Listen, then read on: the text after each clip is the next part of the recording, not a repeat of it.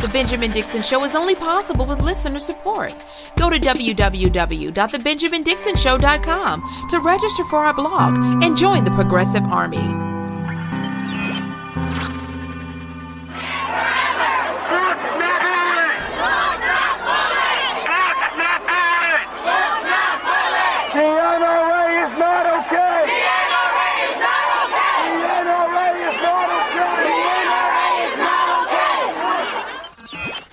Today is National Walkout Day, and students all across the country are currently right now, as I'm recording this, are leaving their classrooms, their high schools, middle schools, and some universities across the country in solidarity. 1 month ago today, 17 students and teachers were killed in Parkland, Florida by Nicholas Cruz at Marjorie Stoneman Douglas High School. And today, for 17 minutes, at least a structured protest for 17 minutes in solidarity for each of the victims, 1 minute for each of the victims killed. I love these kids more and more, this generation. They're not millennials. That's how old I am. I was an elder millennial right there on the cusp. And now we're not even millennials anymore.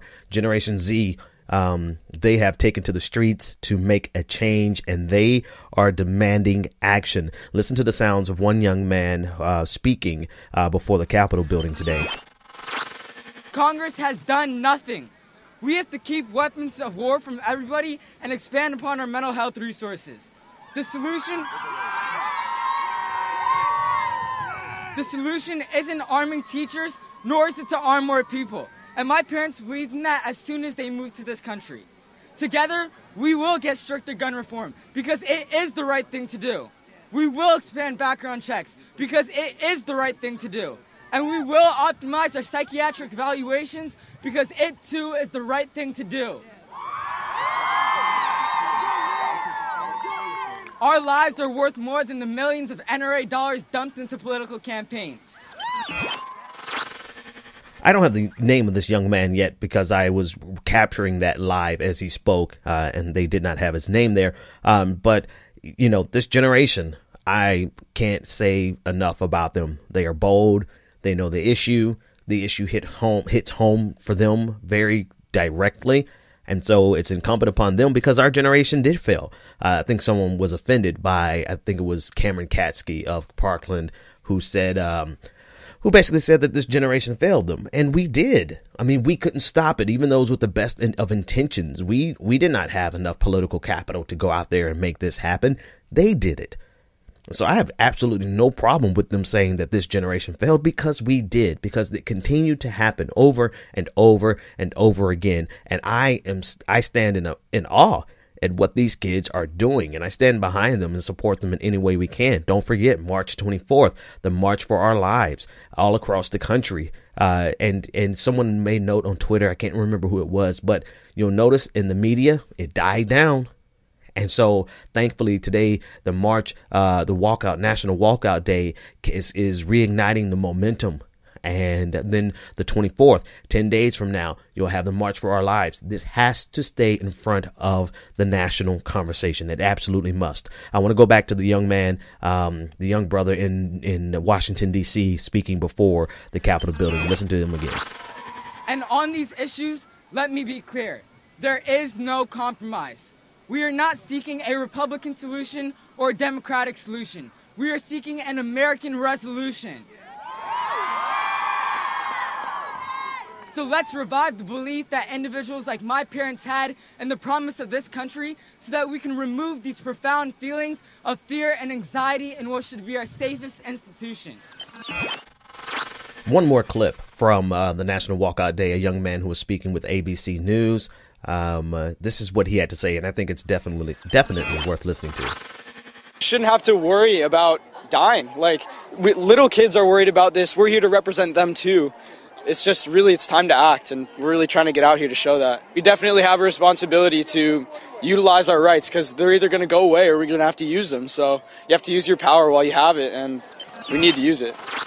Now, he was speaking off the cuff a little bit there, saying that user rights are going to go away. I'm not sure that that's exactly what he meant as much as what he said at the end.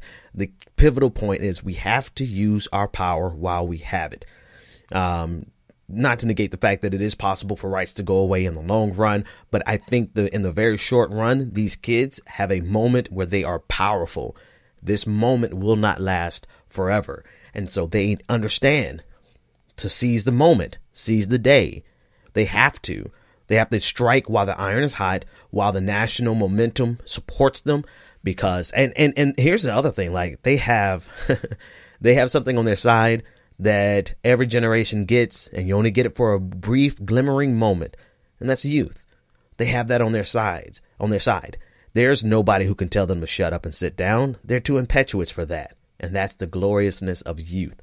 They're not strangleheld by capitalism and their need to work all day long in order to just survive. They're free.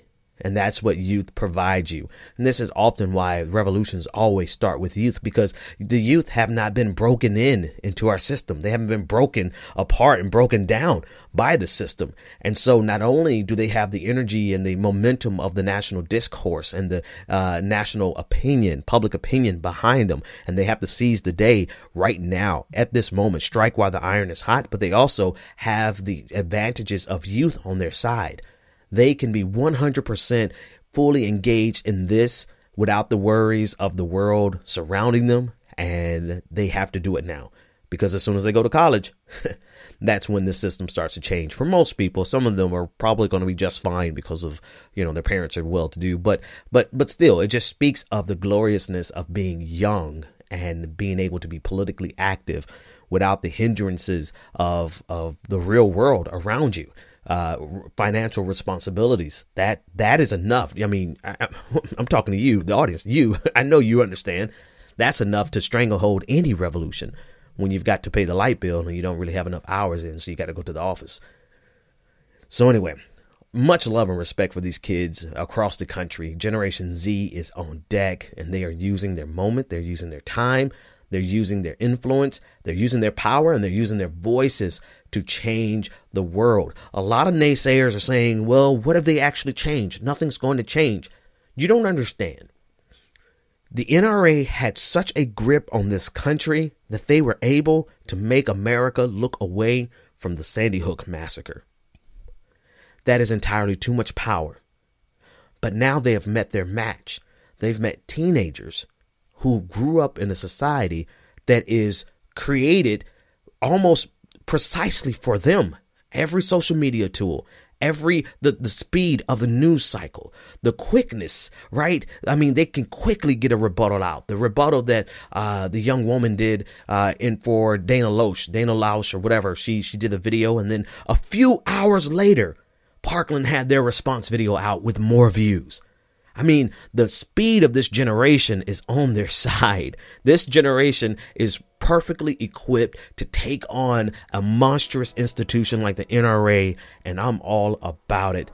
Keep leading the way, young people. March 24th, March for Our Lives. Make sure that you're supporting it. Make sure that you're there. Make sure that your children are there. All right.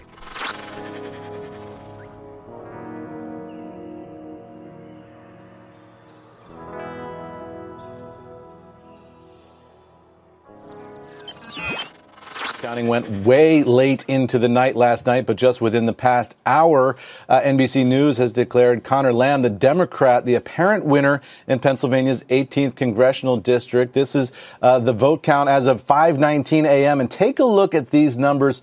So very close between Connor Lamb, the Democrat, and Rick Saccone, the Republican. It doesn't appear that Saccone can catch up here. It's possible there may be a recount in this district, so this battle might not be over. But for now, Democrats are calling Connor Lamb congressman-elect in that district. Pennsylvania, 18th district. Looks like it's going to go to Connor Lamb. I think there's a difference of about 700 votes, which is going to trigger or at least the Republican Party has indicated that they are going to request a recount. But for now, it looks like you have Congressman-elect Connor Lamb. And I want to discuss the dynamics of the district a little bit, because there seems to be lessons that people are trying to imply from here that I don't think are really applicable. And then there are lessons that the Democratic Party is probably going to learn that they shouldn't learn. So let's dig in. I think the best way to look at this is ye old typical swing of the pendulum back in the opposite direction of the winning party of the White House in the previous election. Every midterm, as you get closer to the midterm, you always have these type of special elections. You'll remember the election in Massachusetts after the death of Ted Kennedy, just after the election of President Obama, somewhere around 2009, 2010. It was won by Scott Brown, a Republican, in a very blue state. Now, granted, Boston has some very conservative portions, but it's still an overall blue state. And a Republican won it. Now, that's on the statewide level, but it's still similar on the congressional level. And this is what we see here. I think that's the number one lesson, and that's that these type of swings always happen because there's a moment of disillusionment that the opposing party feels, and they usually galvanize that into a winning midterm. The lessons that should not be learned from this is that Conor Lamb is the typical type of Democrat that needs to run across the country. They tried it with here in Georgia. They tried it. I can't even remember the guy's name anymore. And that's probably a statement to the fact that, these milquetoast centrist type of Democrats don't resonate in the long run. But they can win in these types of districts. And here's an interesting thing about Pennsylvania 18th District. It has about 70,000 more Democrats than Republicans. But if you look at the index, the Cook PVI index, that indicates how safe or how unsafe a district is, this is a strong Republican district. I mean, by 11 points, it's a plus 11 Republican district, which means it's pretty safe. And so the fact that Donald Trump won this by 20 points in the 2016 election isn't surprising, even though there are a lot more registered Democrats. And now keep in mind, being registered as a Democrat really doesn't mean anything. Sheriff David Clark is a registered Democrat, and he's like one of the most sickening and disgusting Republicans that you will ever meet. And so the number of people who are registered Democrats but vote Republican really is demonstrated or embodied best by the fact that it's a pretty safe Republican district. Whether you like it or not, politically, this is Trump country. Donald Trump carried every county in western Pennsylvania except one. That was Joe Delano of CBS Pittsburgh, and he's reporting the obvious, right? That despite the numbers, this is Trump country. And that's the framework that we have to understand this through. And I think that's a key element of the Democrats' problem in general, but also it speaks to the lessons that we should derive, or how careful we must be about the lessons that we try to derive from last night's victory for Conor Lamb. Now, to that end, what does this election, this special election actually tell us? Honestly, if we skip all the pretense, it really just tells us that there are Democrats across the country who have an identity crisis. They are blue dog Democrats. You would call them Dixiecrats if they were in the South. They have the willingness to support a Republican because they did by 20 points in the 2016 election. And if you want to learn a lesson in this regard, it's twofold. Number one, you run a Democrat who's like a Republican in a Democrat but Republican district, and you can beat the incumbent party, and especially when they are as, disgusting as Donald Trump. I hope you read through the sarcasm, right? This, and lesson number two, this doesn't bode well for the Democrats in the long run because they are becoming increasingly like the Republican Party. Look at Doug Jones in Alabama. We had to put up with him or else we'd get a pedophile. I mean, look at the extremes that you have to go to. The only way, and granted, pause, think on this. Most of us see that as a problem anyway. And a lot of centrist Democrats don't see that as a problem, becoming more and more like Republicans. But for that type of Democrats to win, you have to be running against a person like Roy Moore, who is an alleged pedophile and an avowed, just an all around just scumbag. And then you have this reaction to Donald Trump. In other words, what I'm saying is this style of Democrat can only win in opposition to the most repugnant people on the planet. Translation again, this won't work in the next election. That's the lesson that has to be learned. And if the Democrats don't learn that lesson, they are poised to lose again and again and again and again and again. And to be sure, I would definitely take a Doug Jones. Yes, he just voted against the bank, voted in favor of deregulating the banks, and he needs to be held account for that. And we need to run somebody against him. 6 years is going to be a while. We need to put pressure on him, right? But I would take him over Roy Moore, because Roy Moore would not only have voted for that deregulation, but he also would have voted for every single thing that Donald Trump wants done that's damaging to people of color, to poor people, to marginalized groups, to everybody. And I will most certainly take a Connor Lamb over the alternative Rick Saccone, who you could hear in this clip, pledging basically his unfeigned devotion to Donald Trump and his policies. I was elected on the same agenda that President Trump was elected on: cutting taxes, cutting spending, rolling back the regulations that are strangling our businesses, repealing or replacing Obamacare, rebuilding our military, taking care of our veterans, protecting our Second Amendment rights, protecting our unborn children, securing the border, supporting our law enforcement. All those things are things that I've been working on in the state legislature for 8 years. President Trump has nationalized those, and he needs some help down there. He's getting beat up in Washington, as you see, from the media and from the bureaucracy and from Hollywood, and he needs a good wingman. And as an old Air Force guy, I want to go down there and protect his six and help him implement that very agenda. So, yeah, if the question comes down to, Ben, who would you rather support? Somebody who's going to go into Washington and vote for every single thing down the line in favor of policies. I don't care that it's Donald Trump. I care that it is the Republican Party, and they have policies that are 100% to the detriment of every single community that is not rich, white, conservative men. All right. So there's a lot of questions of, are we satisfied? Are we happy because we got another blue dog Democrat, basically a Democrat in name only? I'm not really particularly pleased. I'm not excited.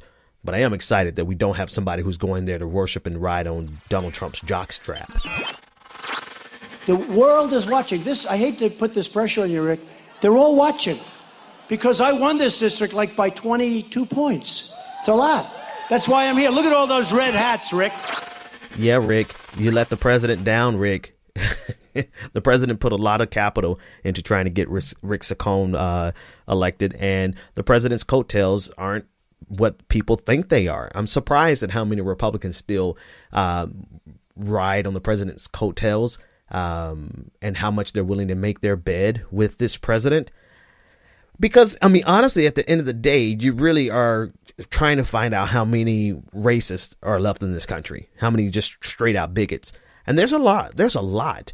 But is it enough for you to actually win an election on the coattails, right?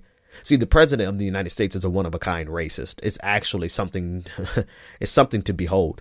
He says some stuff, and it's not just racist. I'm using racist as a shorthand for bigot. He's an all-around bigot. And it's something to behold, man. It's almost like I've never seen anything just this, how successful one person can be with just sheer bigotry. It was at the same rally that he insulted Congresswoman Maxine Waters as a low IQ individual. And he just says stuff that is so offensive that any normal average human being could not win on. But Donald Trump, being permanently embedded into the discourse, the national discourse, or into the lexicon of America, American politics, America pop culture. He's everywhere. Of course, he can come out here and get away with this stuff. And so here's one other lesson, right? For the Republicans, they should understand that they cannot replicate Donald Trump because he's one of a kind. Democrats should also understand that doesn't mean he's going to lose in 2020, right? That's all the more reason that you should be terrified of him running in 2020, which he obviously is, but the possibility that he's going to win again.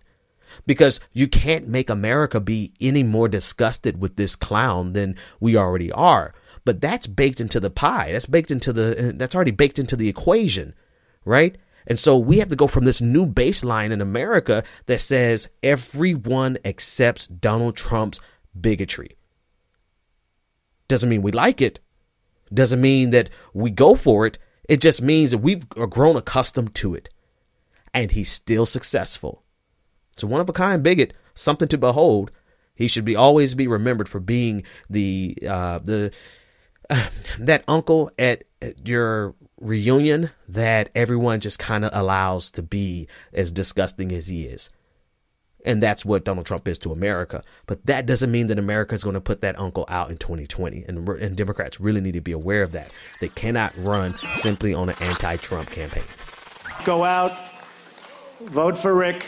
He'll never, ever disappoint you. He's a winner. He's never going to disappoint you.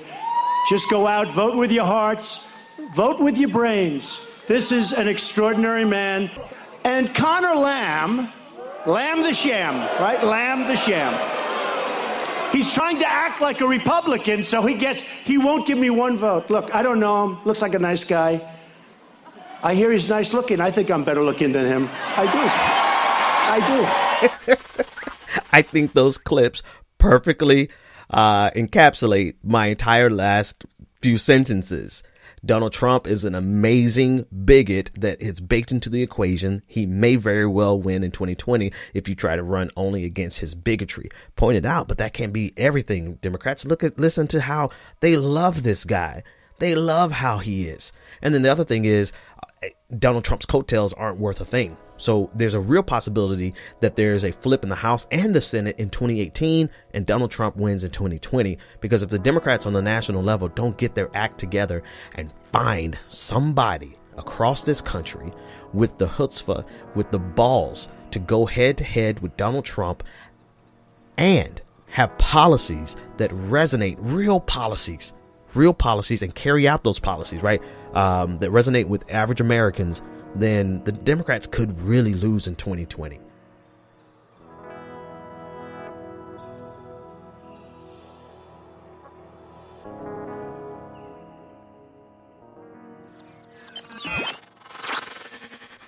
One last thing that I want to talk about. I am going to not talk about how do I start this? Because I said 2 days ago that I'm done, but I have to talk about a different aspect of this ongoing thing.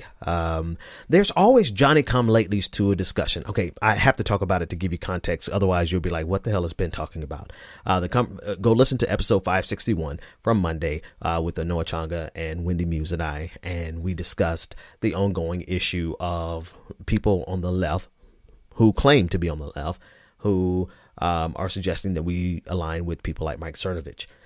I don't want to talk about that aspect, but I do have to talk about this new thing that I woke up to this morning. It's fascinating, actually. I think someone should study it on a doctoral level. I think there are phases in social media conflicts.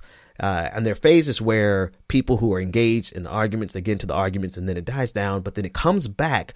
And people who are on your side are like, show me the evidence and, show us the proof of what you're trying to say. And I'm like, bruh, I just got done arguing with people for the last 3 weeks about a thing. I'm not going to do your homework. If you still don't know what I'm talking about, let me get a little more clear. Right now, people are demanding on Twitter, and Twitter is a huge platform. Twitter is a public square. People who say what happens on Twitter doesn't matter, you really don't have a clue, because Twitter is real life. Twitter is the public square. That's where we all go to argue about our ideas.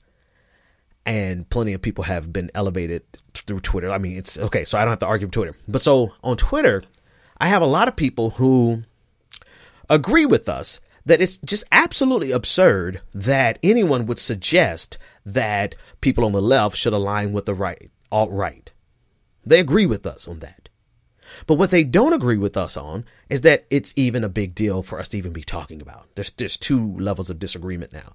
There are people like, oh, they're nobodies. There's actually 3 phases of this. And this is why somebody should do a dissertation on it, because you see this happening at the end of Gamergate. You saw this happening at the end of all these other controversies that were primarily online and primarily on Twitter. But here's what people are saying. Ben, we totally agree that we should not align with the right? But dude, the people who are that you're talking about, they're not really leftist. And they're not really, they're just grifters. Well, here's the thing. I would agree that at their heart, they're not true leftists, but that does not mean that they're not galvanizing. I mean, On the contrary, they are absolutely gathering a massive amount of money and resources from people who think they're leftist, that their followings, their patrons, their YouTube subscribers, the people who watch their videos get millions of views. Jimmy Dore is part of TYT, which claims to be progressive, and he has a tremendous platform where he gets millions of views all the time.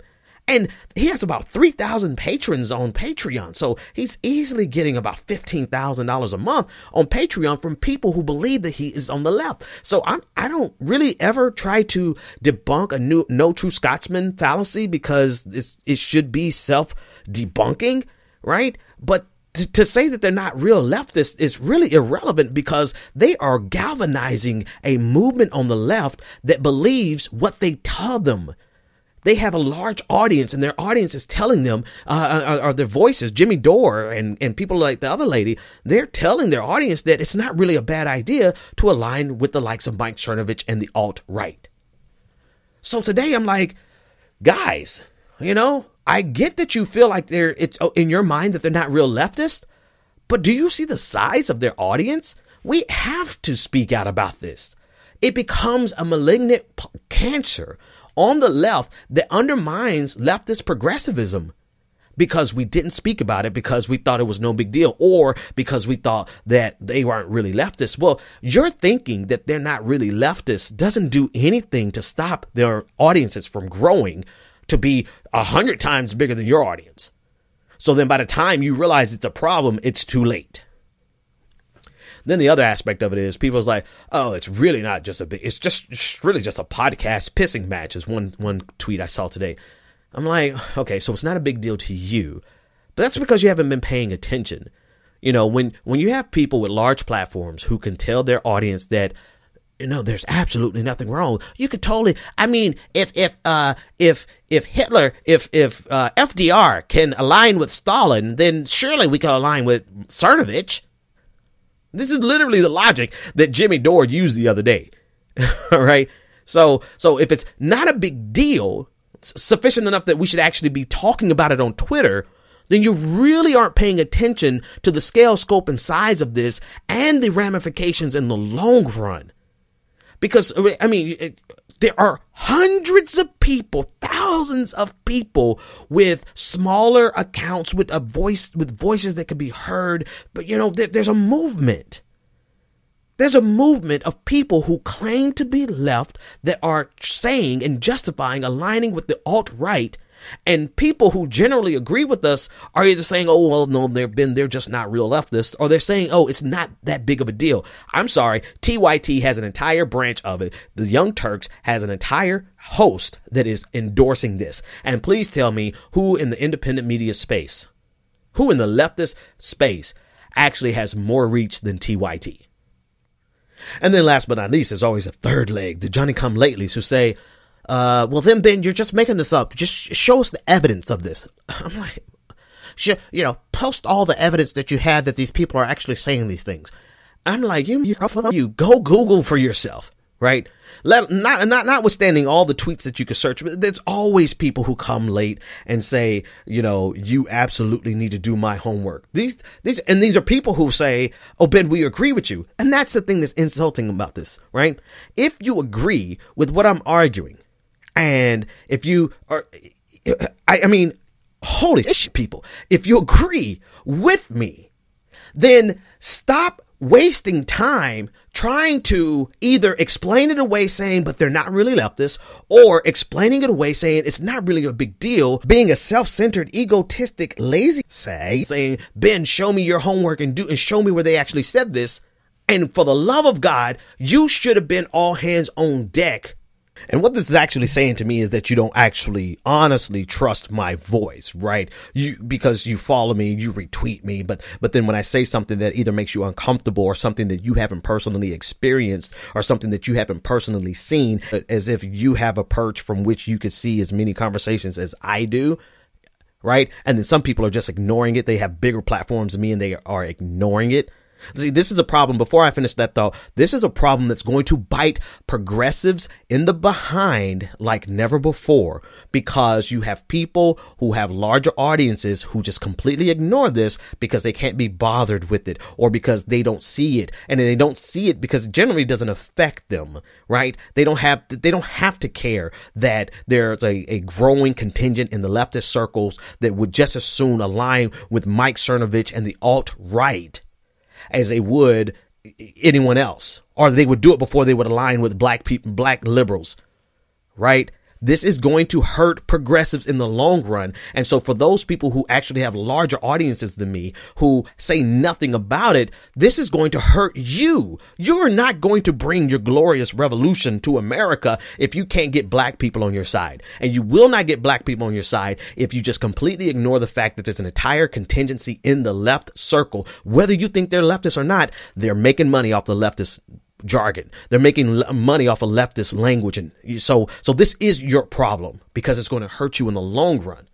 Now, back to my main point. There's this last group of people who feel as though they are insulted because, like the shoe doesn't even fit you, but you're insulted. You're more upset that we're calling this thing out and because we're putting it on blast than you are with the actual people that you admittedly disagree with. What is this? What type of madness have we stumbled upon?